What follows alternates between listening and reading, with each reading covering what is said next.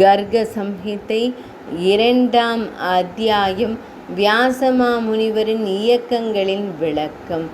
அரசர் உக்கிரசேன மன்னர் கூறினார், நீங்கள் செய்த செயல்கள் இந்த விளக்கத்தை செவிமடுத்த பின்னர் நான் நன்றி உணர்வும் மகிழ்ச்சியும் அடைகிறேன். நீங்கள் எனக்கு பெரும் கருணை காட்டியுள்ளீர்கள். என் மனதில் எழுந்த ஐயங்களை நீக்கும் வல்லமை உங்களுக்கு மட்டுமே உண்டு. பிரம்மதேவரே, சுயநல செயல்களின் கதி என்ன? அவற்றின் குணாதிசயங்கள் யாவை மற்றும் எத்தனை வகைகள் உள்ளன? தயை கூர்ந்து இதை எனக்கு சுருக்கமாக கூறுங்கள். வியாசமாமுனிவர் கூறினார், அரசரே, பண்புகளுடன் எல்லா செயல்களும் உறவின் மூலம் விரும்பத்தக்கவை ஆகின்றன. அதன் பலனை துறக்கும் போது அவை விருப்பமற்றவை ஆகின்றன. எதுராஜர் விருப்பத்துடன் செய்யப்படும் செயலை பந்தமாக கருது. தன்னலமற்ற செயலே முக்தியை அளிப்பதாகும். எனவே அவன் மிகவும் மங்களகரமானவன். சத்வம், ரஜோகுணம், தமோகுணம், இந்த 3 குணங்களும் இயற்கையிலிருந்து தோன்றுகின்றன. விஷ்ணு பகவான் எல்லா பொருட்களிலும் வியாபித்திருப்பது போல இந்த பிரபஞ்சம் முழுவதும் நற்குணங்களால் நிறைந்துள்ளது. சத்வகுண நிலையில் இருப்பவன் பிராணன்கள் வெளிப்பட்டு ஸ்வர்க்கம் செல்கின்றன. ரஜோகுணத்திற்கு செல்பவர்கள் நரலோகத்தை அடைகிறார்கள். தமோ குணத்தின் மிகுதியால் இருப்பவர்கள் நரக வேதனையை அனுபவிக்கிறார்கள். குணங்களின் தொடர்பு அற்றவர்கள் பகவான் ஸ்ரீ கிருஷ்ணரை அடைகிறார்கள். அரசரே, வனவாசிகளாகி 5 அடி அக்னிகளை எரிக்கும் கடுந்தவம் செய்தவர்கள் பாவமற்றவர்களாகி 7 முனிவர்களின் உலகத்திற்கு செல்கிறார்கள். திரிசூலம் ஏந்தியவர்களாக துறவர ஆசிரமத்தின் விதிகளை பின்பற்றி புலன்களின் மற்றும் மனதின் இயல்பை வென்றவர்கள் சத்தியலோகத்தின் பயணிகள் ஆவர். அஷ்டாங்க யோகத்தை குறித்து பயிற்சி செய்யும் தூய உள்ளம் கொண்ட உத்வர்த்த யோகிராஜர் அதன் செல்வாக்கினால் ஜனலோகம் அல்லது மகாலோகத்திற்கு செல்கிறார் என்பதில் ஐயமில்லை.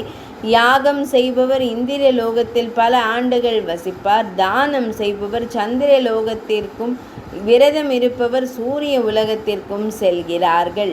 புனித தலங்களுக்கு யாத்ரீகர்கள் அமேலோகத்திற்கும், உண்மையான வாக்குறுதிகளை அளிப்பவர்கள் வருண லோகத்திற்கும், பகவான் ஸ்ரீ மகாவிஷ்ணுவை வழிபடுபவர்கள் வைகுந்த லோகத்திற்கும், சிவனாரை வழிபடுபவர்கள் சிவலோகத்திற்கும் செல்கிறார்கள். மகிழ்ச்சி, செல்வம் மற்றும் குழந்தை பாக்கியம் வேண்டி தினமும் முன்னோர்களை வழிபடுபவர்கள் தெற்கு பாதை வழியாக ஆரியமானுடன் முன்னோர்கள் உலகிற்கு செல்கிறார்கள். அதுபோலவே 5 தெய்வங்களை வழிபடும் ஸ்மார்த்தர்கள் தேவலோகத்தின் அதிபதியானவர் பிரஜாபதிகளை வழிபடுபவர்கள் தட்சனை போன்ற பிரஜாபதிகளை உலகிற்கும், பேய்களை வழிபடுபவர்கள் பேய்களின் உலகிற்கும், யக்ஷன்களை வழிபடுபவர்கள் யக்ஷன்களின் உலகிற்கும் செல்கிறார்கள்.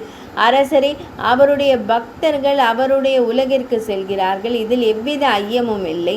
அரசரே, அதுபோலவே தீய சகவாசங்களுக்கு ஆளாகி பாபத்தில் மூழ்கி இருப்பவர்கள் கொடிய நரகத்தால் சூழப்பட்ட யமலோகத்திற்கு செல்கிறார்கள். மகா முனிவரே, ஒருவன் பிரம்மலோகம் வரையிலான எல்லா உலகங்களுக்கும் சென்றால் அங்கு ஒரு மீள் வருகை உண்டு. அரசரே, இதிலிருந்து முழு உலகமும் மீண்டும் மீண்டும் நிகழ்கிறது என்பதை தாம் புரிந்து கொள்ளலாம். இது விருப்பமுள்ள செயல் வீரர்களின் வருகை மற்றும் செல்லுதல் வடிவிலான இயக்கமாகும். ஜீவராசியின் புண்ணியங்கள் தீரும் வரை அது சொர்க்கத்தில் அலைந்து தெரிகிறது. மீதமுள்ள புண்ணியம் தீர்ந்துவிடும் போது ஒருவன் அதை விரும்பவில்லை என்றாலும் காலத்தின் தூண்டுதலுக்கு அடிபணிந்து வீழ வேண்டியது. எனவே வலிமை மிக்க கரங்களை கொண்ட யாதவா, ஒருவன் செயலின் உள்ள பலனை துறக்க வேண்டும். மனிதன் ஞானமும் துறவு கொண்ட தன்னலமற்ற பக்தனாக மாற வேண்டும்.